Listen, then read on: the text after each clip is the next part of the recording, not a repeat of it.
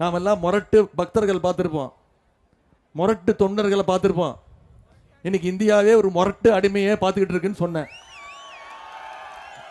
இது தகாத வார்த்தையாம்மா?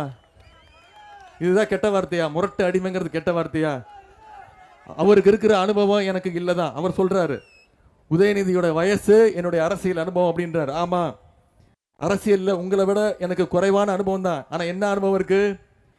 எனக்கு எந்த உருட்டல் மிரட்டலுக்கும் பயப்பட இருக்கு.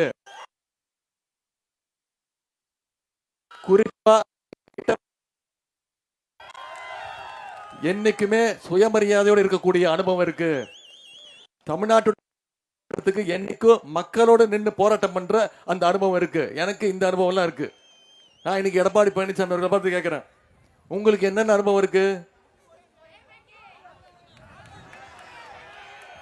மறைந்த முதலமைச்சர் ஜெயலலிதா அம்மா இருக்கிற வரைக்கும் அந்த அம்மாவுடைய காலு, அந்த அம்மா இறந்த பிறகு சசிகலா அம்மா காலு, சசிகலா அம்மா ஜெயிலுக்கு போனோடனே ஓபிஎஸ் காலு, ஓபிஎஸ் அவர்கள் அமுச்சு வச்சுட்டு அப்புறம் டிடிவி காலு, இன்னைக்கு கடைசியா டெல்லிக்கு போய் மோடியும் அமித்ஷா பிடிச்சிட்டு இருக்கிற அனுபவம் தான் திரு எடப்பாடி பழனிசாமி அவர்களுக்கு இருக்கு.